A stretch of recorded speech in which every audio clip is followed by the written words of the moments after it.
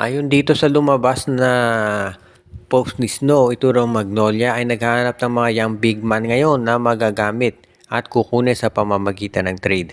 So tignan natin sino-sino nga ba yung posibleng kunin ng Magnolia na mga big men. Well, unang-una na sa listahan dyan si Kai Balungay. Actually, very much in demand ito. At pinag-aagawan ng maraming mga teams.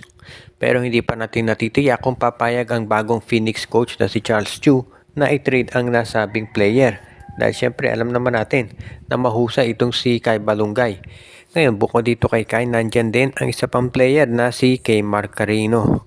Kahit na itong si Kay Marcarino hindi makapaglaro ngayong season dahil sa injury, marami pa rin mga teams na nag-i-interest dito. At itong Magnolia sigurado isa na dyan.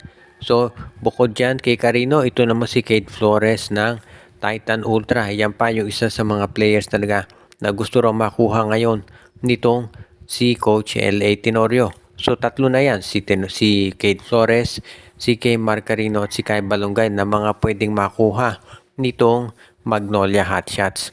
Isa lang dyan ang makuha nila, magiging mas matindi na yung kanilang frontcourt at makasasabay sila dito sa San Miguel Beermen. Ngayon, hindi pa natin natitiyak kung ito yung mangyayari dahil syempre ang TNT, ang Converge at ang Raynor siya, mga naghahanap din yan ng mga sentro at power forward. Kaya naman talagang magiging ito na talaga yung masasabi natin na gagawing major move nitong lineup nitong si Coach L.A. Tenorio dahil alam niya nakakailangan niya talaga mag-upgrade para masigurado na makukuha yung mga players na kinakailangan nila. Kaya nga sa ngayon, yan ang magiging isa dito sa very interesting na development sa off-season ng PBA. Yung pagkuha ng mga big men nitong Magnolia Hotshots. At syempre, kung sino yung ibibigay na kapalit naman nitong Magnolia para sa mga nabanggit na player. Pagkatapos matalo dito sa final sa San Miguel na naman, itong TNT tropang 5G daw magkakaroon ng revamp. Huwag na tayong magulat kung itong si RR Pugoy at si Poyera may trade para dito kay Cedric Bearfield, pati na rin dito kay Christian David. Dahil yan daw yung iniintay ng mga nasa management ng TNT kung kanilang itutuloy na ba. Dahil sa ngayon marami nagsasabi na it's about time na talagang i-trade na ng TNT ang nabanggit ng mga veterano at kunin na nila si Bearfield at si David. Lalo na at itong si Ronde Hollis Jefferson hindi maglalaro ngayong Commissioner's Cup at Governor's Cup dahil sa kanyang torn Achilles.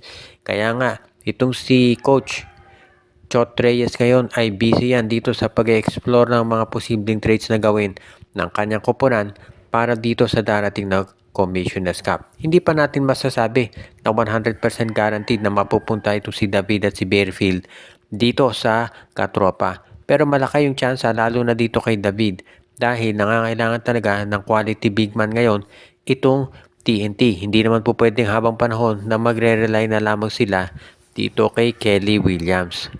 Samantala naman, ito si Bearfield, yan yung medyo question mark dahil meron mga nagsasabi na baka ito raw ay mag-abroad o kaya naman ay lumipas sa SMC, hindi pa tiyak yan. So, tignan natin kung anong magiging sitwasyon dito, kung saan mapupunta itong si Cedric Bearfield. Nang maliwanag lang, kung ikaw naman itong Magnolia Hat, itong TNT tropa, dapat siguraduhin mo na makuha mo na si Bearfield ay ang worst case scenario para dito sa TNT itong si Bearfield mapunta dito sa SMC at sa San Miguel.